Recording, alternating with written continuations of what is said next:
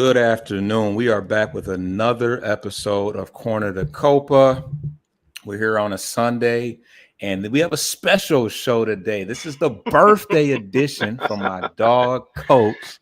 How you feeling, man? How's the B-Day, man? Oh, it's going good. A little golf outing yesterday, a little time out in the water today with some folks I haven't seen in a minute. So blessed to say otherwise. And then a little family trip coming up later in the month. So yeah, appreciate it, man. Yeah, another Oh trip yeah, around we the had sun. to we had to show some love to Coach, man. Our favorite co-host on the internet. Well, no, I can't say that. Jeez, I can't say that. My dog June, you see, he getting a little extra love for the B-Day. But yes, you're enjoying your time in spite of the fact that our Tigers took a rough loss today. Shelby Miller had probably one of the worst weekends of his life. He got rocked on Friday, didn't record a single out, and then he blew a save in the. Actually, I don't know if it was a save or It not. was, yeah, 2 outs in the Okay. ninth. Yeah, Yes, save yes. So opportunity. he blew a save in the ninth inning today.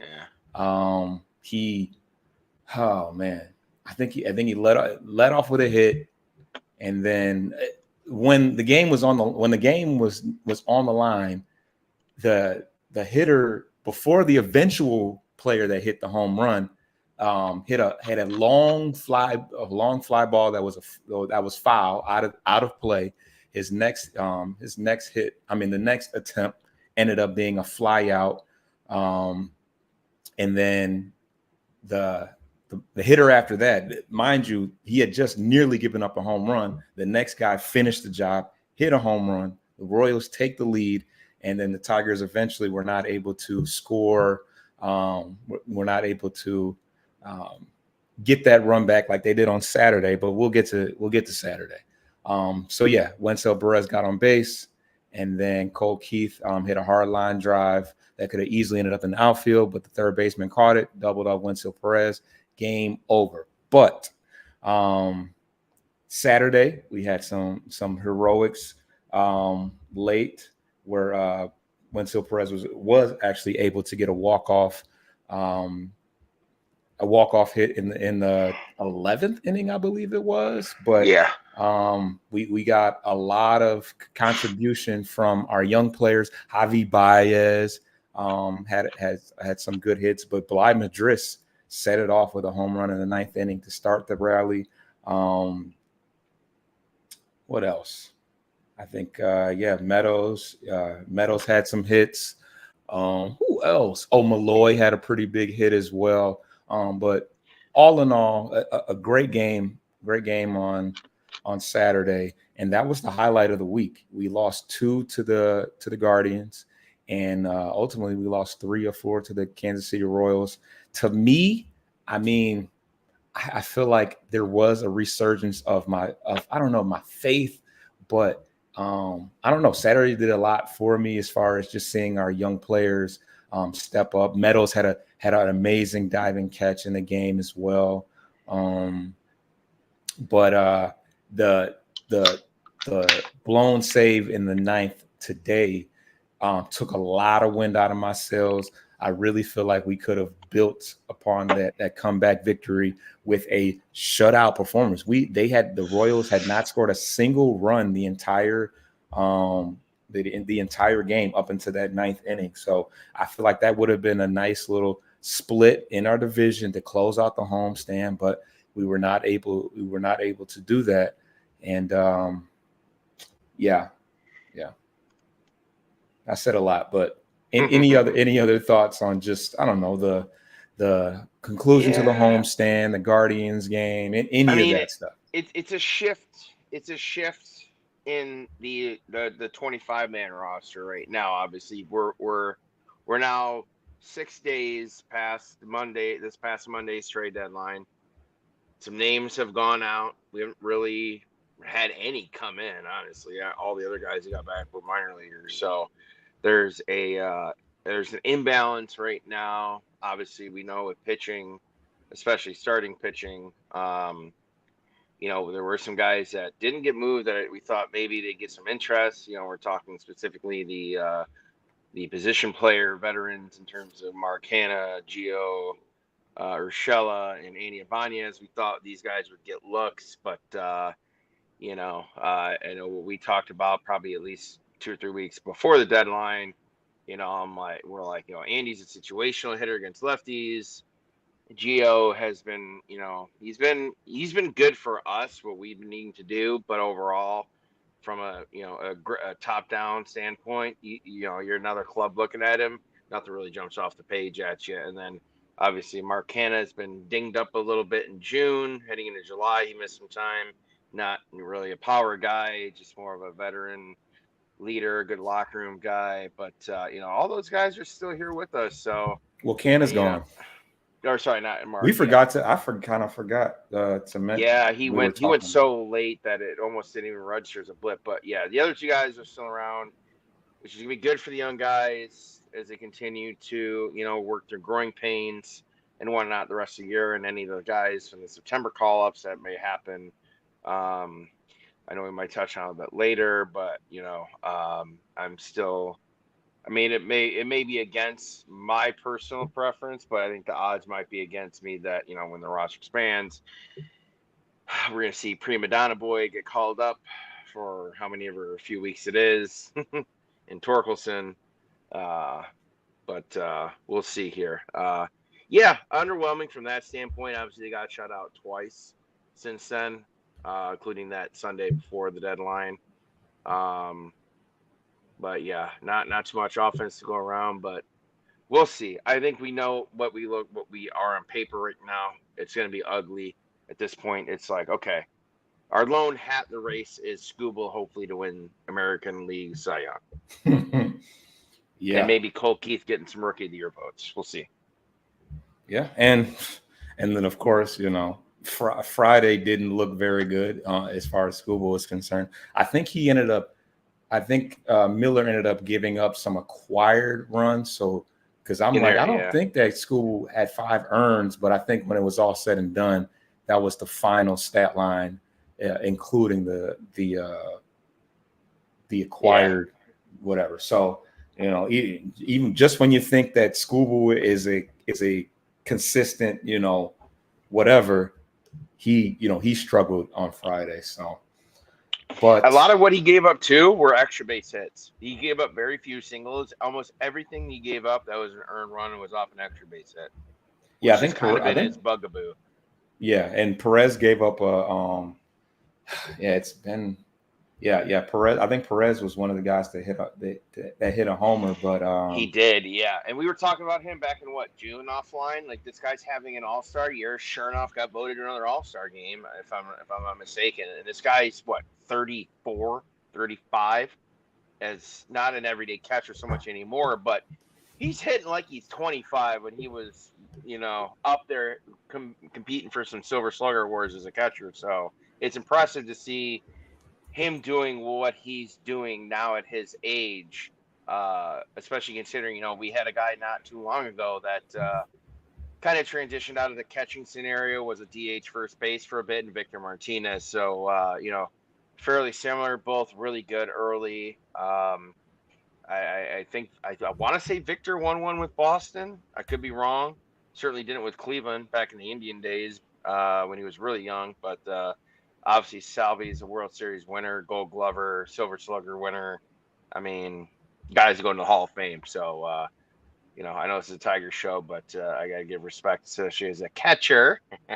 Right. Yeah. I'm like, this is catcher glaze. This is catcher glaze right here. Catcher out right here. But yeah, no, he's done. Him and Yachty, along with Victor and Pudge over the last 15 years, those have been some of the most premier catchers, along with Buster Posey, that have been consistent over several years. So, hey, and that strikeout, that video that went viral where Skubal finally got him on the last. That was fun. I like that. That was cool. He did exactly what Miggy had done to young pitchers when he got Cade looking or swinging. He just tipped his cap. He said, "Nice pitch, young man," and just kept it moving. Yeah, which has got to be a cool, moment for a guy like Skubal who's in the. Oh yeah. You probably grew up watching him on TV, winning the World Series, 8 years ago, and now he is. What team was he on when he did that? Royals. Oh, he's Salvi's with the Royals. He's been with the Royals for that long. Yeah, Salvi's only played for Kansas City his whole career. Yeah. Dang, that's crazy. Okay. He's been in it. He's coming. Yeah, he's been in it for a minute. Who knows? This could be a swan song year for him if they In it for a minute. get it. You got bars, coach? Other kind of bars. All right, let's get to the first break here.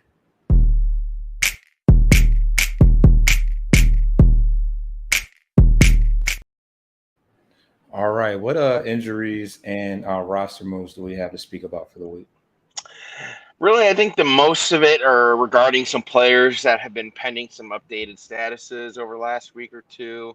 There was a brief one after the game today. Mason Englert was optioned down, relief pitcher, sent back down to Toledo after the game today, most likely in lieu of some of the other moves that the team had made over the last 2 or 3 days. But really, the more not concerning, but the more important ones have been Casey Mize. Looks like he's on track through some batting practice yesterday. Looks to be good to return once he's expired off the IL, once his time's done.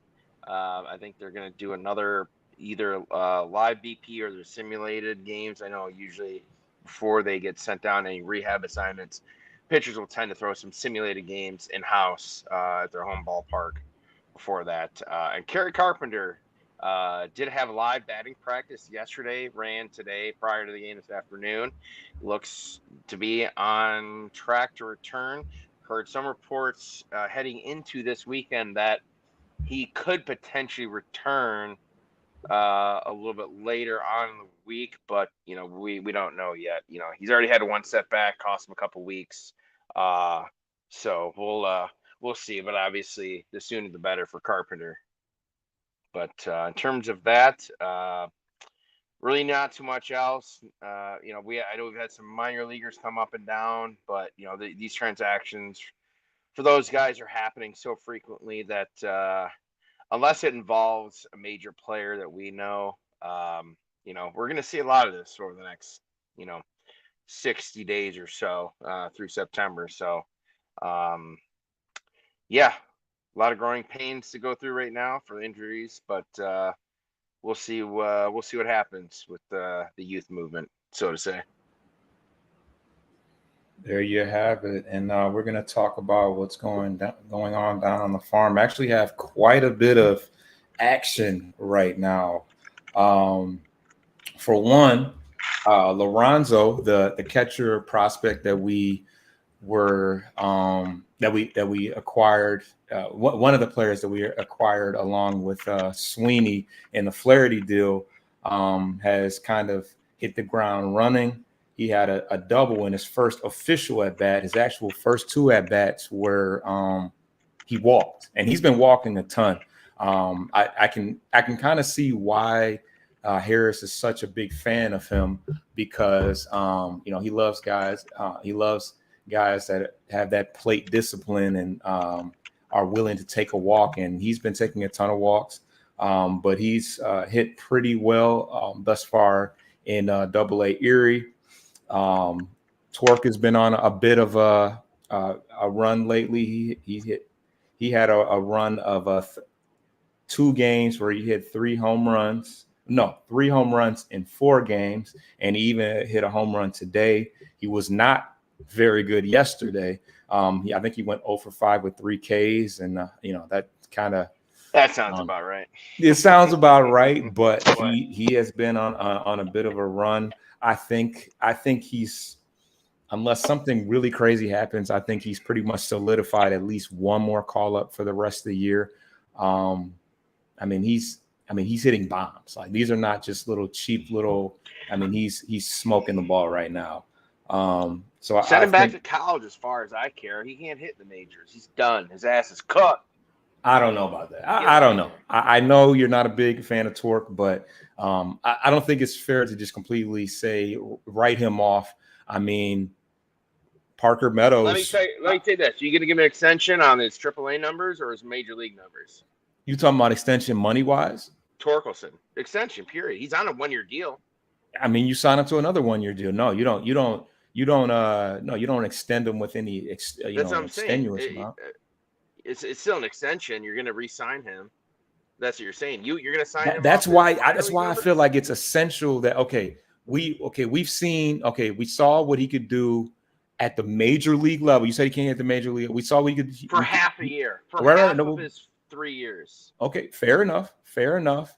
He struggled. He still had some power. He still had a little pop in his bat at the major league level before they sent him down. So he goes down to AAA. He starts slow, and he's been on a nice heater, not just like slapping base hits. I mean, smoking the ball. I think the last 2 weeks, the first 6 weeks, he was terrible. He was batting under 200. He was batting worse in Toledo at that time after 6 weeks than he was at the major league level since opening day. Fair enough. But he's currently hitting. Let's see what he's hitting right now. I gotta see.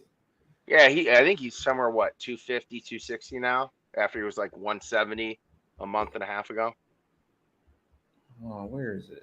It's respectable. The number itself at AAA is respectable, but at the same time, it's like, well, we're not paying him to hit against minor leagues. He's hitting 253. Today he hit. Oh God, that's not today, is it? No, that's Saturday. No, that was Saturday. I'm like. Sounds like you're about to say something that would have made my stance. No, yeah, he hit a double. He had a home run, and 4 RBIs today, and he's hitting 253. He's hitting for power. So, I mean, what does it hurt you at this point in the game where we're not playing for playoff contention to give him one more shot after being hot in AAA? It doesn't make sense to wash your hands of him without. I mean, if he comes up to Detroit and he issues the bed for the rest of the year, all right. I think we feel comfortable knowing that this just was not a good situation. But I feel like you have to give him one more shot. But hold on, that's just Torkelson. Okay. Sweeney, what is he hitting in Detroit? Thus far in Detroit, he's hitting 500. He hit a home run yesterday, hit another home run today, and he had a double as well. He had 2 RBIs today, so just on that 2-run home run. It's kind of he's ironic. On fire. His last name, because the Royals also had a longtime player named the catcher, right? Sweeney. Or first baseman? Yeah, first baseman. Yeah, yes. yeah. That's kind of ironic now I'm thinking about it. Sorry to. Yeah, no, you're good. No, I remember Sweeney. I had deja vu for a moment, like him back in the day with him and when Salvi was the young guy with Alex Gordon. Actually, you know who was on that World Series winning team? Our own former Tiger, Omar Infante, was playing second base for them. For the Royals? Yep. Really? Okay. Yep. Uh-huh. It was after we kind of broke up the core with, we traded Prince and got out of that bad contract. It was like the beginning of the start of the rebuild, if you will, from 8 years ago. Yeah, the start of that long rebuild. But yeah, so outside of that, the home run from Sweeney on Saturday. This was no cheapie either. 100. The exit velocity was 108, and he hit it 408 feet. Yeah, so like a bomb. Like this is a lefty, a lefty stick. He plays shortstop. You got to bring him up soon. Why not? And it's crazy because McKinstry always, when you're like, all right, McKinstry's the other guy on Saturday that I think he led off. I think he don't play third. He don't play left. He doesn't play second. McKinstry, unfortunately, plays all those positions. That's the only reason why McKinstry's still here. Yeah, and he tends to be pretty clutch as well. He hit a triple yesterday in the 9th inning after the Madriz home run. Like he just, I don't know. One of his 2 hits a week are clutch. Yeah, they are. It's crazy. Same thing with my guy Wencio Perez. He hit the walk off. He hit the walk off. He hit the walk off. That was nice. Yesterday. And that was but he's definitely struggling. He's definitely a guy that's fringe, not an everyday outfielder, but he in this particular scenario, without Kerry Carpenter and Riley Green, he is forced to play every day. So that's kind of out of his element. But Navagato also hit a home run Saturday. He's doing amazing. Jung had I've seen a lot of clamorings for Navagato over the last 2 weeks. So it's one of those things. It's like, okay, I don't know where Scott Harris is at with it, but it's like, if you don't plan to bring McKinstry back next year, there's almost no point in playing him at this point. I understand that. Here's the thing. Some of these guys are not on two-way deal, or they're not on major league deals yet. Like their initial contract, sure, they would have to a Tigers organization, but the minor league team is the one that's paying it on the minor league pay rate. If they call someone up for the first time, they got to purchase that contract, and now that contract's on the books if they're not on the 25-man roster already. So, and we all know how cheap Illich is, but I digress. You know, obviously those are little drops in the bucket compared to what the rest of the guys are making. But still, that's another thing they have to factor in. Like, all right, well, we got to pay this guy. We got to pay pro rate. Major league money, whatever. He's now under our, control for everything else that wouldn't have been under the Toledo or West Michigan or even Erie AA. But I don't know. I say, you say why not? I say because I answer that for Torque and be like, because it's going to be awkward for everyone else. For who? Why? In the locker room. Why is it going to be awkward? Some of these guys are friends, but it's like, you're looking at this guy like you're on borrowed time. I mean, as far as you're concerned, Scott Harris said that he's still a part. He still sees him as part of our future, regardless of maybe he's just blowing smoke. But well, I mean, between him and Inch, there's a lot of smoke blowing around the last 2 months. They say the opposite things of each other, and it's funny because people try and pin those comments to pit them against each other like they're at odds end. No, they're not. Who's at who are you?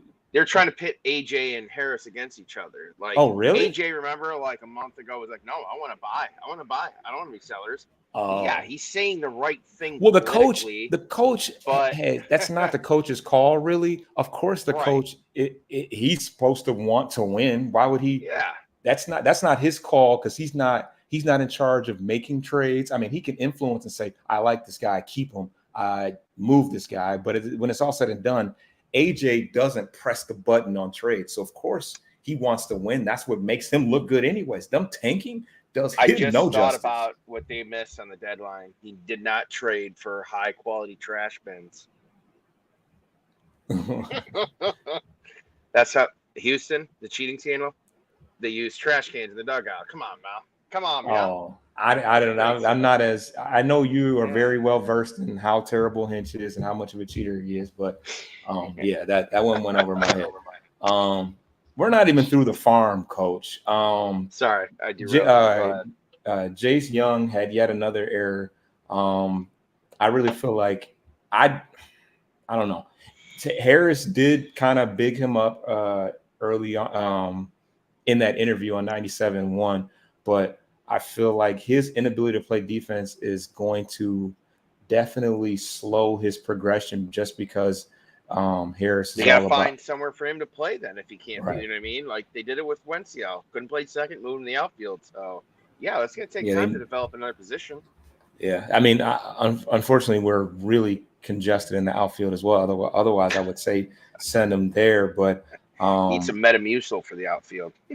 Right, but if we're holding Young back off the strength of his defense, I just don't know when that will be up, because here's the thing right now. If you were to call him up for the 40-man, you got two of the guys that can barely play D right now.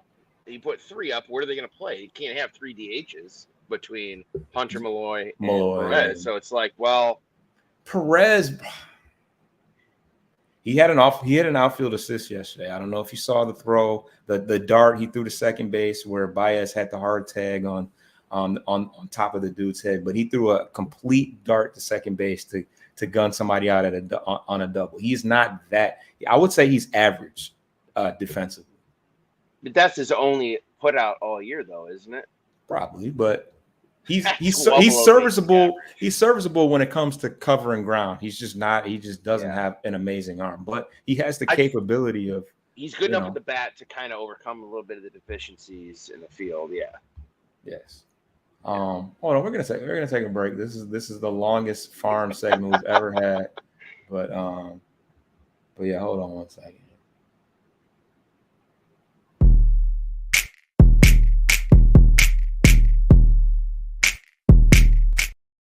All right, let's try to get through the farm. I told you it was going to be a action-packed show here. Um, where are we at here? Oh, McConaughey, Kevin McConaughey, who has struggled. Max Clark has been tearing it up. Definitely. He was actually hitting four. I mean, a small sample size, but at one point he was hitting 400. He's cooled down today. I think he went 0 for 5 with a walk to a balmy 365 average. He had an amazing catch in the outfield where he didn't scale the wall, but he definitely caught it right at the wall and had to jump into it. But yeah, he's hitting 365. He's stealing bases. He's showing all tools. Has he hit a homer in single A? I thought he did. The first game or two that him and Max played, I thought he did. Yeah, I think he did hit a home run. His last hits. Going into this game, he had a 9-game hitting streak where he had 15 hits over a 9-game period, a hit in every game. People are already calling for him to just, to end up in Erie by the end of the year. I don't know if they're going to move quite that swiftly, but he seems to have taken off since the Futures game. But McConaughey, like I was saying, McConaughey has struggled. McConaughey is currently hitting about 200, and he's having a little bit of a tougher time adjusting to the higher level. But he hit a home run on Saturday, so and he's not a home run guy really. He's more of a spray hitter. I mean, good exit velocity, but he hasn't displayed the power. So it was great to see him hit a home run on Saturday, because he's not even really playing it. He's kind of getting spot starts. He's not playing every single day.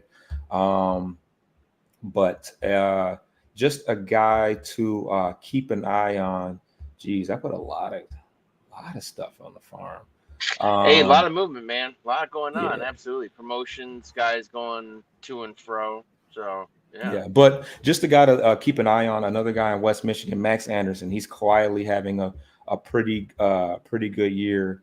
He hit his 9th home run. He was actually a second round pick of the 2023 draft. So a pretty young guy. It says NL Scott told me last week on Anderson that bat will play, can hit, no doubt. What else did he say? Extending his history. Oh, he's on a 6-game hitting streak as well. But he's fresh. He was drafted last year, 2nd round. So kind of I don't know if he's a highly touted prospect at this point, but because I haven't heard a whole lot about him, but pretty young to already be playing in the upper A and doing pretty well. But other than that, Jaden Ham is quietly having a pretty good year in West Michigan as well. He's a pitcher. He's 5-3 with a 2.45 ERA with 107 strikeouts. So pretty solid numbers too. 2.45 ERA. That's damn good. And he's only 21 years old on top of that. So super young. But yeah. So that is all of the things. That was an extended version of Down on the Farm. Any other topics that you wanted to touch on within the docket? I definitely. I guess we can talk about the. Well, go ahead. What were you gonna say? Shelby Miller's gone through quite. I know you touched on it briefly at the top of the show, but it's. It was funny. We were talking again offline earlier, and it's like this guy had a great July. He had a fantastic July. 13 1/3, 5 hits, 1 earned run, 8 Ks, 1 walk in 10 to 12 appearances with 2 saves and a win. Lowered his ERA by 2.06. He had a 0.68 ERA in July. So far, turn the calendar to August, he's been absolutely atrocious with 2 outings. Friday did not record an out. He technically had an infinite ERA for that outing because he did not record a single out. And then he pitched 2/3 of an inning today, or was it today or yesterday? Today. Today. 7 hits, 7 earned, 2/3 of an innings, no walks, no strikeouts in 2 appearances this month. And then in June, he had a terrible June. 8 or 9 appearances, 4 blown saves, 2 losses, and over a 9 ERA. Yeah, it's just tough. You see a guy that's that good. And mind you, he saw the Guardians 1, 2, 3, 4, 5, 6 of his 12 appearances in July were against the Guardians.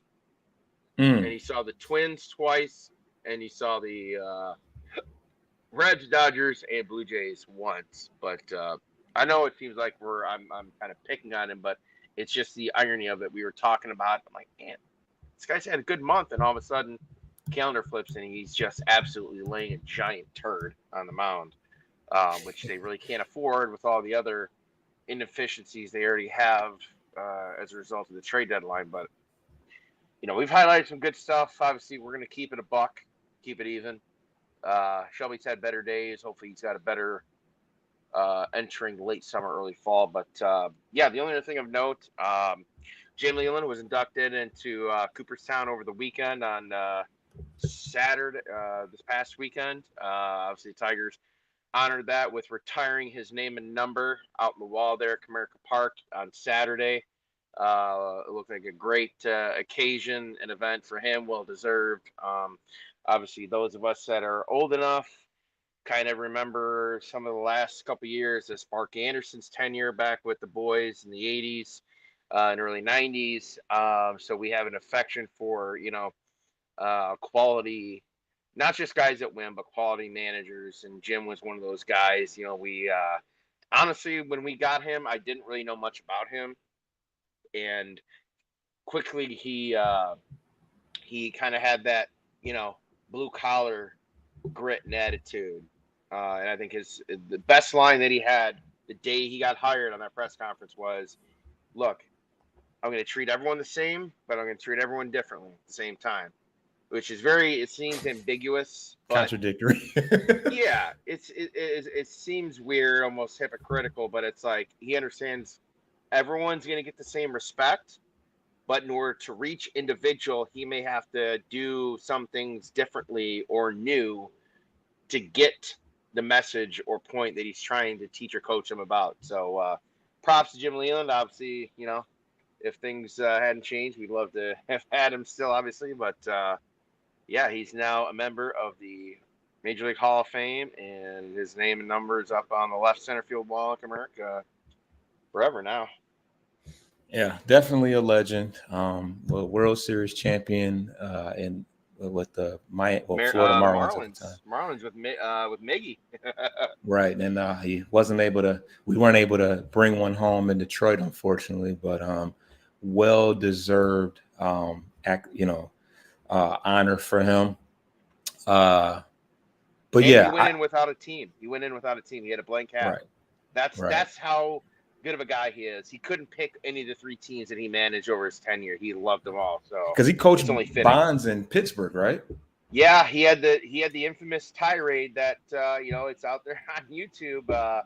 Spring training. Barry was it Bonds spring was still training? A young guy, really? And Barry was running his mouth, and he stepped in, and he's like, look, this is the way it's going to be. Either do it or go home. I don't care, but I'm not putting up with your BS. Barry was, and that was before he left for San Francisco. So, and I really don't think there's any actual animosity between the two. Obviously, otherwise Barry would have asked to get out earlier. But yeah, no, he's managed some of the biggest names in the game over his whole career, whether they were, marquee teams, but still, he knew how to manage star players, and he also knew how to manage, the 25th guy on the bench. So, yeah. But yeah, so we have I don't know how many games we have left of the year, but for some reason, not so much for wins and losses. And part of it is probably living in the moment of how exciting of a game we had on Saturday. But it was for me, it was really encouraging to see a lot of our young players step up in a big way, and I really feel like we have the makings. I really feel like we have the makings of something, especially when you add that protection back to our lineup. I really feel like we've discovered some guys that really can make an impact in the future. One guy that I want to highlight is Bly Madris, whatever his name is. Took the name right out of my mouth. Yeah. So he's been playing first base for the most part. He's probably been playing more so now that Canna is gone because he played a good amount of first base. But small sample size, I think he's only got about 30 at bats, but he's currently hitting 382 right now. So I'm like, okay, cool. 382. He had a couple RBIs going into yesterday's game. And he looks like a authentic first baseman. In my opinion, he's smaller than Colt. Small. Well, he's pretty stocky though. Yeah, he's tall. 208. Colt's 215, 6'2". Yeah, Bly's yeah, he fills out pretty good. But yeah, sorry. But he reminds me of like a Mark Teixeira, Travis Hafner type.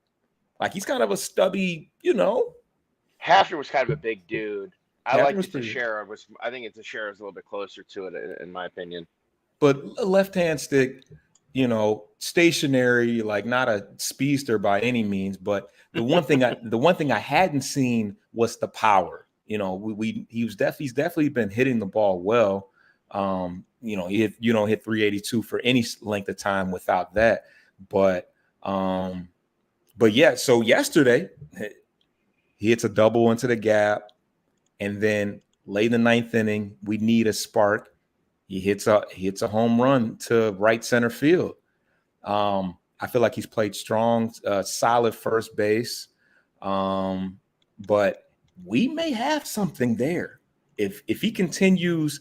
Obviously, he won't keep the pace of hitting 382, but I mean, we may. I don't want to say we have a first baseman of the future, but at the very least, a bench bat from the left hand side. I feel like we have so many lefties at this point. You got Green, you got Carpenter, you got him, you got Meadows. We got a multitude of left-handed hitters, but I mean, he's a guy that didn't even play that great. His numbers weren't coming when he was called up for Velade at the time. We were like, why would you? For what reason? And it was due to the amount of righties that we were about to face. But he's made the best of his opportunities, and I hope to see. I rock with Urshela, but at this point, I don't need to see him. Now granted, versus lefties, he's probably not great, but I don't need to see a mass amount of Urshela down the stretch at this point. I want to see Bly Madris playing every day because. He's played great in limited opportunities. So that was a Bly Madris, rant. But what were you? Other points? Literally, first couple minutes of the show, that's what I was looking up. I'm like, wait a second, this guy's had 5 hits in the last 2 days of games, yesterday and today, and this guy's getting pinch hit for. I'm sorry, what? Well. I want to say a lefty came because Gio came in the game, right? Somehow he's got to learn somehow. You know what I mean? Like we can't keep treating guys like this all the time. I was looking up Kerry Carpenter's numbers today. I think he was under 100 against lefties. I said, ooh. If there's enough of a sample size to issue that, then yeah, okay, you can't fight that. Obviously, it's black and white. But at this age, at that young, like you can't. What are you gonna do? Just start all your lefties and then just keep a stockpile of right-handed bats on your bench to pinch hit? Like AJ will do that. He can do whatever the hell he wants at this point. I don't care as long as he's not back in the Tiger uniform next year. Anyways, I don't see them I don't see them getting rid of him. I don't think he's done enough wrong to. The whole front office is their job security is fine. They don't care. No one's getting fired this year, which is wild beyond my imagination right now because this team has largely failed to hit. Most of the young guys have failed to improve other than a couple of them. Your number 1 overall pick could not do it at the major league level and is not on your team right now.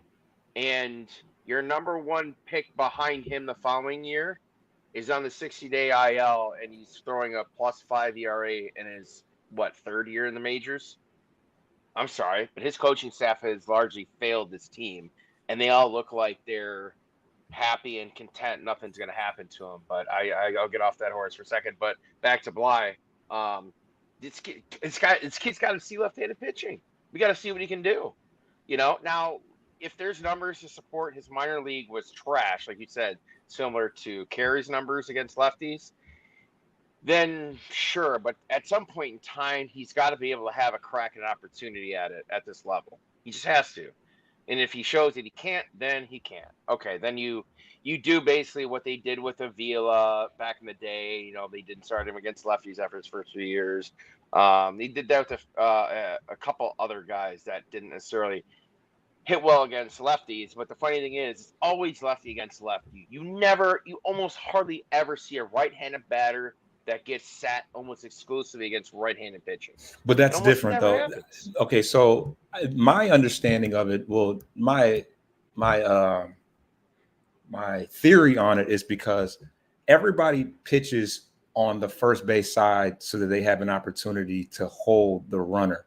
So when a lefty because you can correct me, because maybe I might be wrong. Yeah. So when a lefty stands that close to the first base side, the ball every time looks like it's going directly at your head. So it's a much more extreme measure. I can see that. It's much more extreme measure for a lefty versus a righty. That's my assessment of it. Andy Dirks literally said that when you're because he was left-handed. Yeah. You have an understanding as a left-handed hitter that you just have to accept, because you really don't have much time. You don't have much time to decide whether or not you're going to commit to it or not. So you have to commit to the fact that I might get a fastball to the dome, but it's going to enable me to get around on that pitch. And that was such a raw but authentic assessment of what a left-handed hitter goes through that a right-handed hitter doesn't. And I think it's because of the side of the mound that you have to that the pitcher has to stand on. So I don't know why, but that's why when you said they don't do that for the righties, that's why, in my opinion. But I could be wrong. Go ahead. Yeah, at the same time, that mound though is only a foot plus wide. That's it. But I think that it makes that much of a difference, just that little bit, though. I think when it comes out of a left-handed arm, though, that 4 to 5 inches is almost between the chalk line and like the corner of the plate. That's it. It's not like he's standing to the point where he is so far on that inside corner of the mound that where he was not pitching against lefties or without a runner on, that he was pitching on the complete other side of the mound, which would be, an entire foot. Okay, that's some distance to adjust and take into account, but at the same time, it would still be the same with righty on righty with no one on. So why? Why does? Well, yeah, I see what you're saying as far as the on versus off. In that regard, the distance that they might move when they get a runner on, a lefty pitcher that is almost negligible from that standpoint, because you're talking about not a foot. You're talking just inches.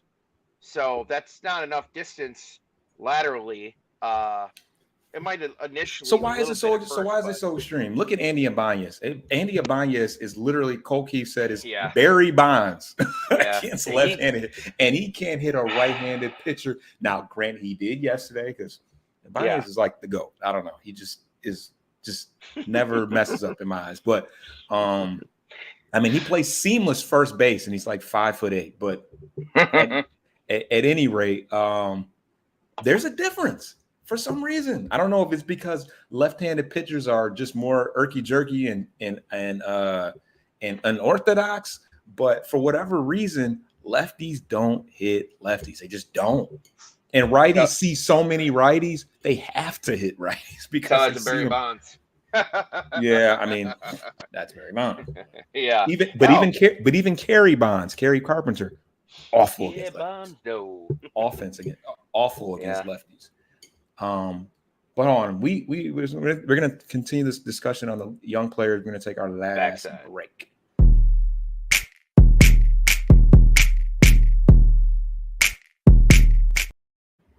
All right. But yes, so part of my um optimism for the rest of the year. Obviously, we got some guys getting healthy. We need to see what Casey Mize is going to bring to us for the rest of the year. I was listening to on the radio. He's going to be 28 going into next year. I did not know he was that like old, Who? like not old. Casey Mize.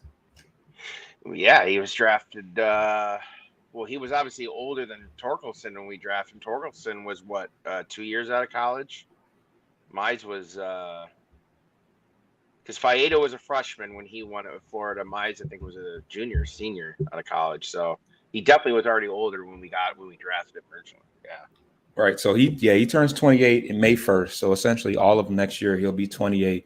But moral story, we need to see, hopefully he will give us something to work off of as far as, what he has to offer. It sounds like he's pretty much ready. It sounds like he was kind of not happy about being put on the 60-day because he was pretty much already set to go. But, it is what it is. It's been kind of weird with him. He's obviously struggled. He seemed like he was about to turn things around. And then he had the awkward $25,000 discrepancy during arbitration as well, which they cleaned up pretty quickly. But I don't know. That was just kind of odd. That's a very small amount to be arguing. I mean, I get yeah, that. It's like right. I feel like there was a message in that, or like sometimes it was like kind of personal. But at any rate, get your money. Yeah. But so he's been doing. He threw batting practice to Kerry Carpenter the other day. Karen Carpenter is running the bases, which they say is pretty much the last step into getting back active before you turn things around. But I really, really want to see what some of our young guys who have showed flashes of brilliance in at times, because we did have a nice little run where we were tearing things up. But I really want to see what it looks like when you incorporate a Kerry Carpenter back into the lineup, a Riley Green. These are two guys. Kerry Carpenter was having, for all intents and purposes, an all-star. They were carrying us in May and into June, before heading into June. Those two guys were pretty much shouldering most of the clutch hits in May. I mean, kind of keeping us afloat after that hot start. Despite the fact that Riley Green, who ended up being a consensus all-star, minus the courtesy one, Kerry Carpenter was actually doing better than him at the time.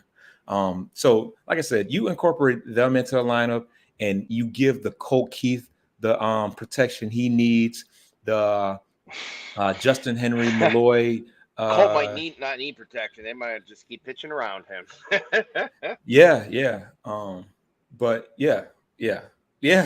But you could only accentuate your lineup when you add guys like that in there.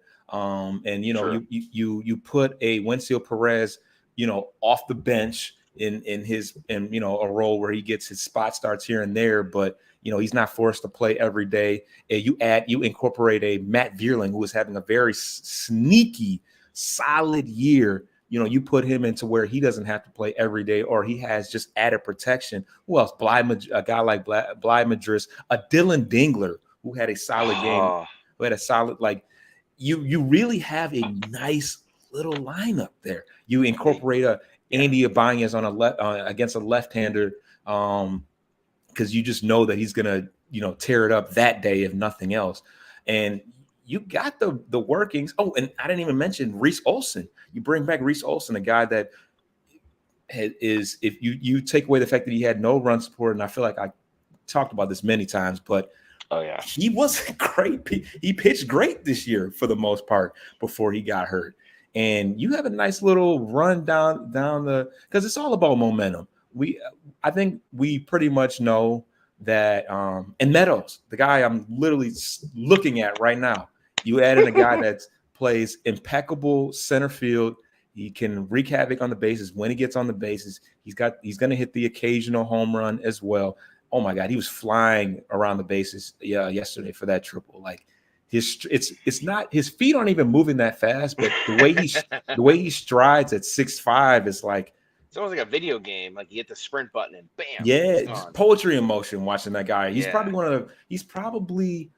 in the 99th percentile speed wise from first to home, along with like your De La Cruz's. It was kind of cool, and this is way off the, but him standing next to Ellie De La Cruz at second base, like they're the same height, like as tall as Yeah, Ellie's not a small dude by any means. So no, yeah, they're kind of built the same, honestly. Yeah. But yeah, it was Ellie's crazy. I what, was like, 6'6", something like I think that. he's 6'5", and I think O'Neal Cruz is 6'7", if I'm not mistaken. Oh, from the Pirates, yeah. Mm-hmm. Yeah. Yeah, but yeah, not many guys make Meadows look like regular height, but Ellie De La Cruz succeeded because he's about 6'5" himself. But yeah, I think that, because I was ready to cash in and say I'm not spending any more tickets on the Tigers games, but I will pay to watch an outfield of Parker Meadows in center, Green and left, Carpenter in right, Malloy DH, or a Veerling at third, Madris at first, and especially if an Ibanez is playing. And you got Winfield and Ibanez on the bench, or second, and Baez has been cooking lately. Colt's playing second. He ain't going nowhere. Right. I'm tripping. Yeah, Colt at second, but even then, where is your weakness? Gonna win a Gold Glove in Detroit. Parker's gonna win a Gold Glove in Detroit. Oh yeah, for sure. When he plays a full year of action, absolutely. Yeah.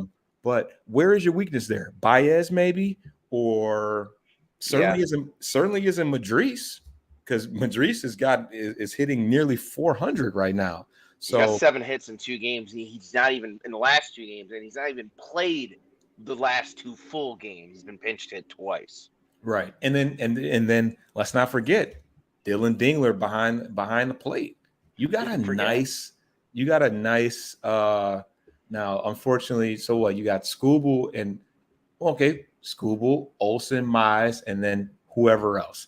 It might be Tyler Holton starting the game, so you're going to at least start the game solid because he ain't going. They're not getting nothing off him. So, and next year you can look at Job's going to be in that rotation without question. So, and I know people have been calling for him to be up this year or in September, and we talked about it offline. Like, look, this guy went through a fairly moderate injury early in the year where he missed almost 4 weeks, and then when rehab. When Loe for some starts and then got back into the saddle over the last, 4 or 5, maybe 6 weeks or so, maybe a little bit longer. But, there's no rush to bring him up. There's absolutely no rush. If he was healthy, sure, why not? They need it, but, if he was healthy he is healthy. He's pitching. Yeah, but if he was healthy from the beginning of the year, yes. If we were 3 games out of the wild card, okay, hey, strike. You got to strike. You got to strike while the iron is hot there.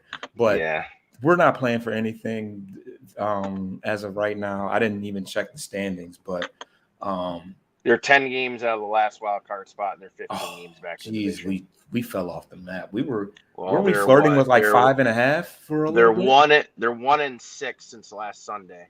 Yeah. So that'll do it. But so we'll see. But when the way that's presented right there with a lineup like that, which is very feasible, because I feel like I don't know what Green's status is, but I feel like Carpenter is knocking on the door. Mize is knocking on the door. Reese Olson says that he still feels like he's gonna pitch. At some point this year, probably in September. Because the extension pretty much knocks him out all of August. Yeah. No, Olson. Oh no, I'm thinking of the other one. He got traded. Casey. Mize knocks him into. But I think Olson also said that he's planning on coming back. But there's no I don't know, foreseen. Again, same thing with when I mentioned about Joe for Olson for the Tigers. Like you said it right. They're not really playing for anything. They're not in serious contention for a wild card. There's no rush to bring back Olson immediately and risk re-aggravating or further injuring himself at this point in the year. Yeah. So I Look, there's a lot. There's a lot we to look forward yeah. to over the next 45 days or so. We're gonna see what some of these guys are made of. We're gonna see now with some of maybe other support that's no longer there from guys that got traded. Not necessarily support, but maybe protection, yada yada, whatever you want to call it. The young guys' metal are gonna get tested, and as we kind of transition into the schedule here coming up, it doesn't get any easier for these guys still. So the next couple weeks will it's a sink or swim for some of these guys. And let's be real, some of these guys, this is essentially an extended tryout for some of these guys heading into next year. May not be with us, may not be with the minor league team in Detroit or Toledo, but it's going to be tape for them to sell with their agent to land another contract with another team. So these are certainly not throwaway games. All these games are still important heading down the last week or so. Maybe not the implication for us directly, but the other teams are playing are still vying for potential playoff spots. So all these at bats, all these innings, still they do matter. I mean, they're going to count, not necessarily in a way that we want them to, in terms of meaningfulness, but these guys are going to see some quality pitchers. The batters are going to see quality hitters, and the pitchers are going to see quality hitters. So we'll see what happens. Yep, we're gonna get into one more break. This is one more break, and then we're gonna close out. We're gonna talk. Well, yeah, we're gonna close out soon.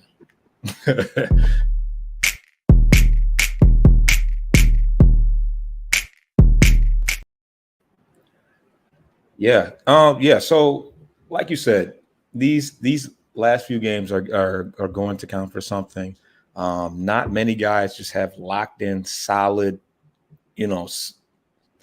solidified spots going into next year. So, make it fun for the fans.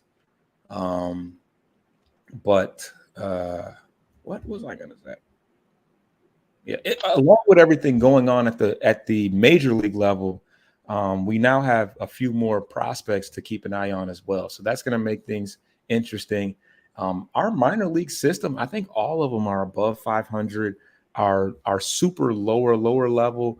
I want to say they won. Did they win the whole thing or something? Like, I don't know. It's kind of hard to follow once you get down to the super lower levels of the Tigers. But I want to say they won some type of championship or something. If I'm not, I thought one. I don't know if it was A or double A. They do like a first half champion and then a second half, and then playoff because it's a shorter season. But there's there's a team called the D12, the DT112. There's like a couple like ones that are lower than low A. I don't know.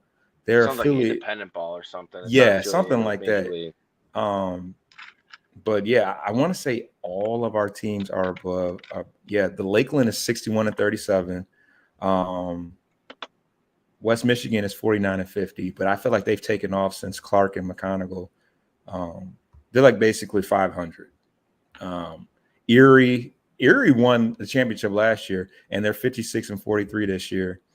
And actually Toledo is under 500. They're 50-56. But yeah, I feel like our farm team did get strengthened, certainly from Lorenzo, the Dodgers catcher. He's definitely an upgrade over what we had. And Sweeney, oh my God. I'll say this about the catcher. Saw some video on him, and some of the initial feedback about his defense was pretty bad. They dogged his blocking, but it's like, okay, they could have been on. I feel like they weren't on the same page on it. They could have been not on the same page because he didn't really try. He tried to glove it when he should have blocked it, right? Yeah, it was a pitch that went to his right, and instead of trying to push off your leg or push off your foot to move laterally and get down in position to block it with your chest and your arms, he did kind of sidearm Olay it, and it went way. I think it would end up going way wider than he anticipated. But again, that's a brand new pitcher to him, by the way, right? Yeah, that's what I was gonna say. I was gonna give him some slack. Like, look, it's a new staff, new movement, new not necessarily new pitches, but every pitcher has his own life of the ball, regardless of what. Four seam, probably the only one that everyone throws the same because there's no movement. Otherwise, it'd be a two seamer. But yeah, all the other pitches have slightly different movement and nuances that, with time and repetition, the catcher will become familiar with and be able to anticipate at a much better trajectory in terms of where it might go if it's not where, the target is. But yeah, obviously we need a guy that's going to be, if he can hit, great. But if he can't catch defensively, that kind of becomes a problem, because now you're talking about the run game, managing with runners on base in terms of pitch situation, what type of base runner they are, and who's at the plate to call the right pitch at the right time to, give your guy the best chance to get him out. Yep. And he actually threw somebody out yesterday as well. Or one of these days. Maybe it wasn't yesterday. The last game he played, he actually threw somebody out at second base. So I think the certain aspect of his game still will still translate. And certainly his plate discipline and his hitting ability are going to convert well as he moves up the ranks. But hey, we're not the White Sox, so I'm happy with that. Oh yeah, like I said, things, and I said this last week before this awful week. I said things could be worse. We could be the White Sox. I think, are they still on that losing streak? They've lost 20 in a row. 20 in a row. That's real bad. You know what the record is right now?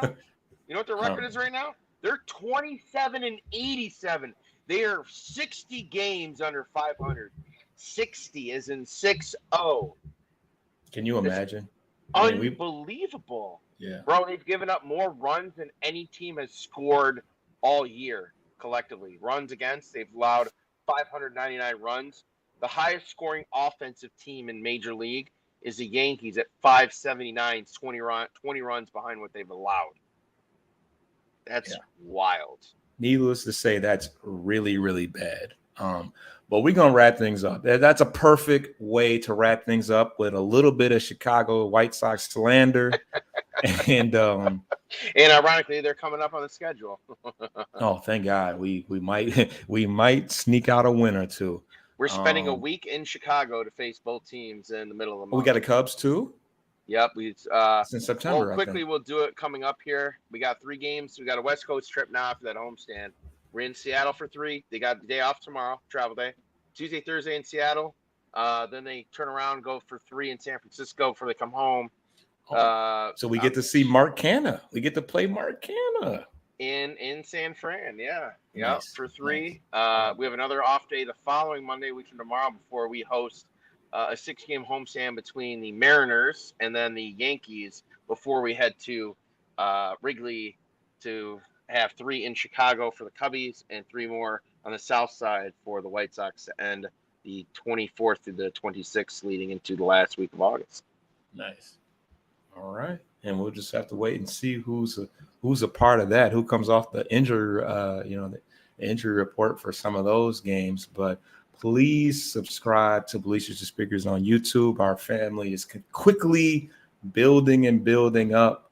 That's going to give you the live raw show as we roll through it, and then and then on the audio side of things, subscribe to Corner to Copa, and just be on the lookout. We got more player profiles coming up. We got and we'll be keeping you up on any other transactions that happen. You just watched us roll through the trade deadline and all that fun. That was a wild deadline. Wild. Yeah, that was pretty crazy. There wasn't a single team that wasn't involved in a trade either. That's crazy. and that was our first. That's our first as a Corner to Copa staff, and we rolled through it seamlessly. And the season isn't over yet. I'm sure there'll be some more interesting developments, and when the season's over, we still with you. Winter meetings and whatever that brings as well. So stay with us. Those of you on YouTube, your trade deadline opinions, let us know. Underwhelming, overwhelming, not enough. I don't think it's too much back, but let us know if you think they missed on a trade in terms of value. Which trade you thought they could get better in, and we'll get a little spicy with it. Should AJ return as manager next year? Let us know Coach, in I think you're the comments. only one calling for his job. I'm not gonna No, lie. I'm not. You look, hey, You should check be it more on- of a proprietor for you Coach. check it Well, on X, you check it on Twitter, you tune in to 97.1. There are some people calling in that are like, 97.1 dogs. The it's callers local, but call for Hinge. I watch listen quite a bit. it's our fans. It's not like they're Chicago people. Oh no, calling for in about the sure. There are Tigers. fans So for sure. you got some people over the last going back to like the 4th weekend, July 4th, that are like, I don't know what this team sees in him because they've not done anything, and this is his 3rd year. We get him a pass on year 1 because Miggy was on the expiring contract, last year, but I don't think that he did a terrible job last year. I think that was more so. they weren't even in the consideration. I think Miggy. Miggy kind of. I hate to say it, Miggy kind of held us up last year. That was 2 years ago. No, last year he was I mean, well, he's been a solid DH for several years, but Miggy also didn't play every day though. He handcuffed us. He didn't play every day. Right, but every day that he played, you knew he could only be one place, and that was at DH. Fair bet. Guess what? He still put a better number than fucking Javi Baez has. No, he did. No, he actually ended up hitting like 280 or 270 last year. So it was weird. And Javi's batting what? 205, 210? It goes up and down with every game. 170 still. Right. It's crazy. It's crazy how bad of a year. Like, he won't play for a couple days. He has one game where he has 3 hits. He raises average by like 25 points. Javi's current numbers 179. Oh, good Lord. And he's been good lately. That's the sick part. He's actually been okay. He had a and yet you want to bring up Torque with those similar numbers at the major league level. At the major league level, but we brought Meadows back, and look what he's done after being successful in AAA. Why not? Meadow can also play Torque defense. Fair enough. Yeah. But Torque had similar numbers to Meadows at the major league level and in AAA. Meadows a little bit better. Parker made his debut this year. He's a rookie. No, his debut was late last year, but I get what you're saying. This is his first full year of service. First full year, yes. Torque's in his 3rd year. He is, but they're the same age. And that's where we're at. He's down in Toledo, and Parker came back off the IL after his return. Hit a home almost run. Like he didn't miss a beat the 2 weeks he was gone. You're right. The dude can hit, play defense, and he's got speed that obviously most first basemen don't. So I will excuse the speed part, but what he does not have in speed, he does not make up for with his glove. Torkelson, that is. So I think Torque just fell off in his defense just kind of went with it. Not that he's ever been a great defensive player, but I think the term when it rains it pours. Look at Colt. Look at Colt. Yeah. When Colt was bad, he was terrible in defense. Yes, and he has not been since. And we called it out. We're apples to apples on this show, guys, ladies and gentlemen. All right. We see the good, we see the ugly. We calling them out in the same way for accountability. And Colt Keith was not only not hitting, he was also one of the worst second basemen. He might have been the worst. I think you would. It was bad. Oh shit. Oh, I was gonna. The exit outro there. I was about to wrap the show. I'm like, what happened to?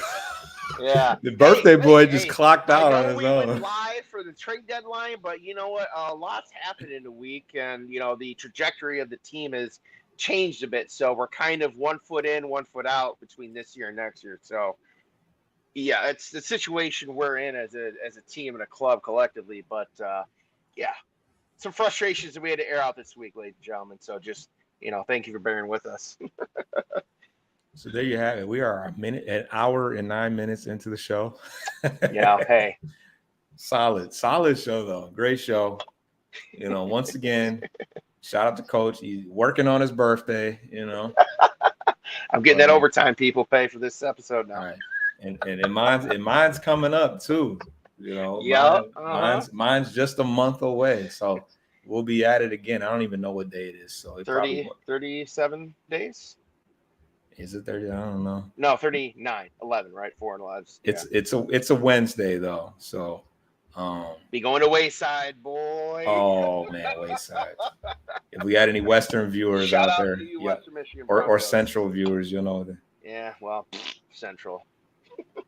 But yeah, so I did my outro a long time ago. I don't know what happened, but subscribe, tune in. We'll be back during the week with more updates and all that. But we out of here. Peace.